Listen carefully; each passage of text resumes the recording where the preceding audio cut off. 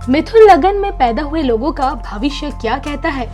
बुध से प्रभावित इन लोगों का स्वभाव कैसा होता है? किन ग्रहों की वजह से इन लोगों को मिलती है अपार सफलता? किन ग्रहों की वजह से इनकी जिंदगी पर मंडराते हैं संकट के बादल? जीवन भर लक्ष्मी रहती है मेहरबान या फिर सताती है दरिद्रता? देखिए सिर्फ धर्म ज्ञान पर।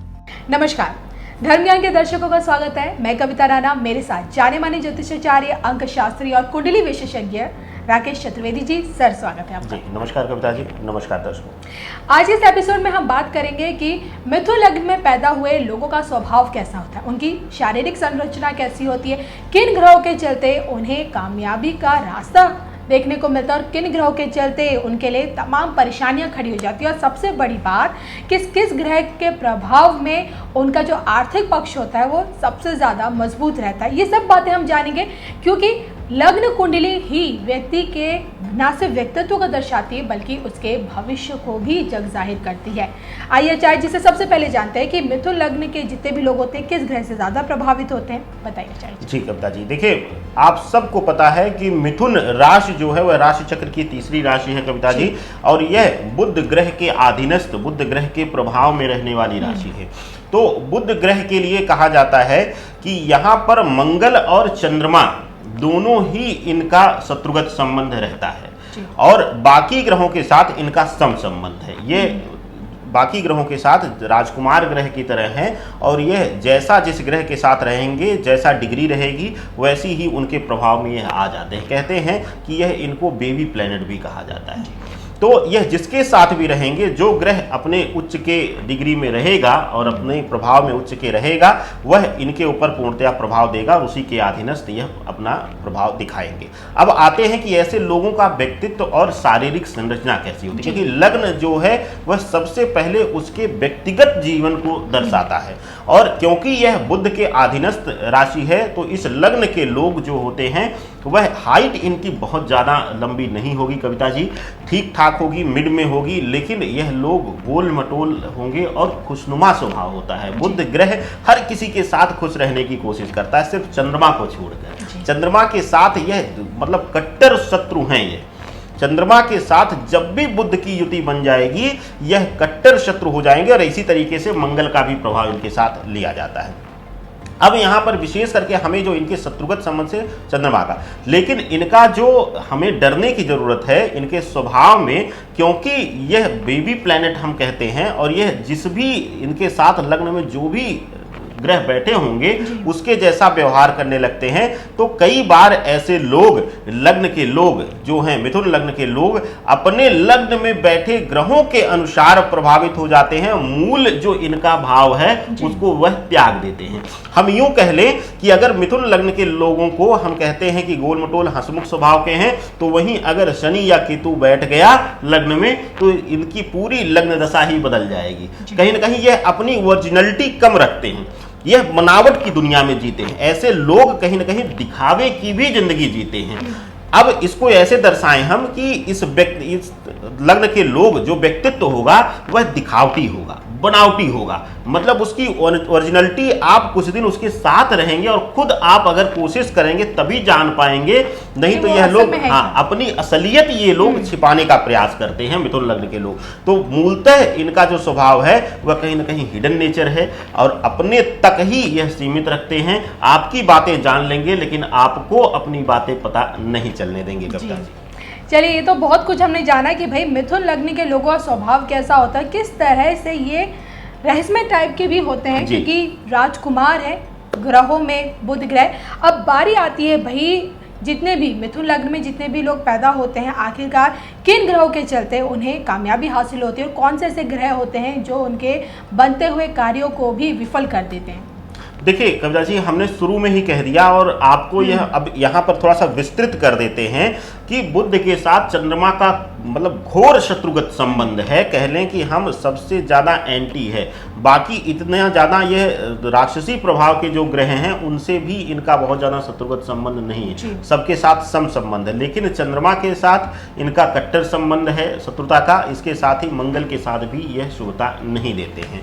अब यहाँ पर आता है कि यह नुकसान क्या देते हैं। बुध के साथ अगर चंद्रमा कहीं भी रहेगा लग्न में, अगर मिथुन लग्न में अगर वह बैठ जाता है तो वहां पर कहीं ना कहीं इनको मानसिक पीड़ा दे देगा, इनको घोर इनके काम में, इनके कार्य क्षेत्र में, इनके जीवन में रुकावटों को डाल देगा कविता जी। और कितना भी अच्छा काबिल होने के बावजूद भी ऐसे लोग कोई कॉम्पिटिटिव एग्जाम्स नहीं क्रैक कर पाएंगे, इस तरीके का रुकावट देगा या व्यापार को भी यह रोक देता है। तो चंद्रमा और मंगल दोनों ही इनके लिए शत्रुगत हैं कविता जी। इसी के साथ देखिए जो कि आचार्य जी ने बताया कि किस प्रकार से ग्रहों का जो मेल होता है वो मिथुन लग्न के साथ लोगों के साथ जिस तरह से बैठता है। लेकिन सवाल ये उठता है कि भाई इन लोगों के लिए कार्य क्षेत्र के मामले में जो जॉब्स कर रहे हैं या फिर जिनका अपना खुद का बिजनेस है, तो ये किस फील्ड में अपना हाथ आजमाएं जहां इन्हें तरक्की ही तरक्की मिले। देखिए, बुध ग्रह को हम श्री गणेश से जोड़ते हैं और बुध ग्रह को हम बुद्धि का भी स्वामी मानते हैं। कहीं ना कहीं इसके लिए हम जाने अगर थोड़ा सा तो बाकी ग्रहों के साथ अब इसको हमें संबंध लेने और शुभता लेने में आसानी हो जाएगी। अब बुद्धि का कारक है तो गुरु के साथ बड़ा अच्छा संबंध होगा। अगर ये लोग टीचिंग इत्यादि के क्षेत्र में प्लान करेंगे या अगर व्यापार करते हैं तो कोचिंग सेंटर इत्यादि का या स्कूल का व्यवसाय ये लोग करते हैं तो इनके लिए बहुत ही ज्यादा शुभ होगा। इसी के साथ सूर्य के साथ आप जानते हैं कि इनका बहुत ही अच्छा संबंध है।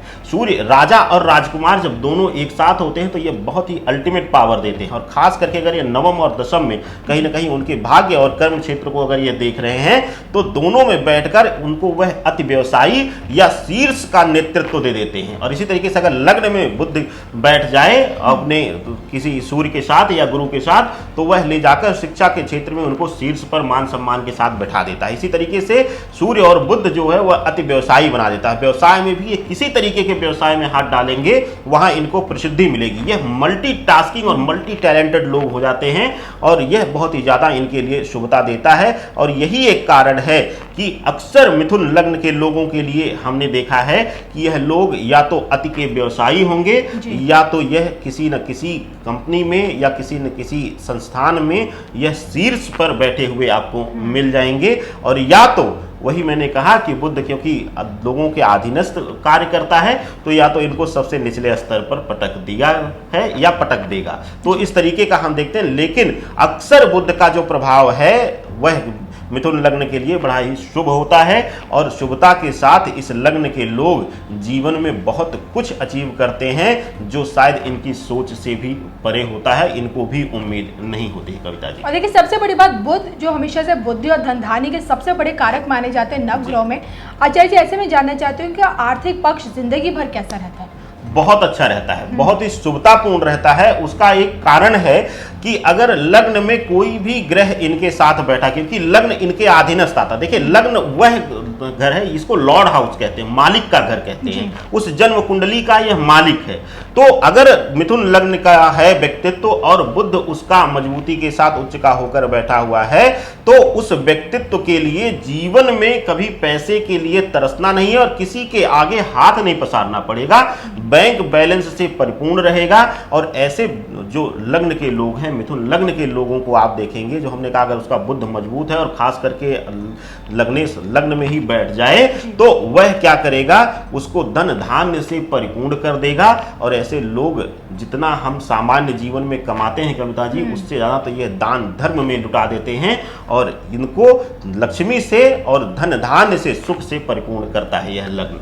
चलिए, तो ये आज हमने आचार्य जी से जाना कि भाई किस प्रकार से मिथुन लग्न में पैदा हुए लोगों का स्वभाव कैसा होता है, शारीरिक संरचना। देखिए सबसे बड़ी बात है कि इनका आर्थिक पक्ष किन वजहों के चलते हमेशा से मजबूत रहता है।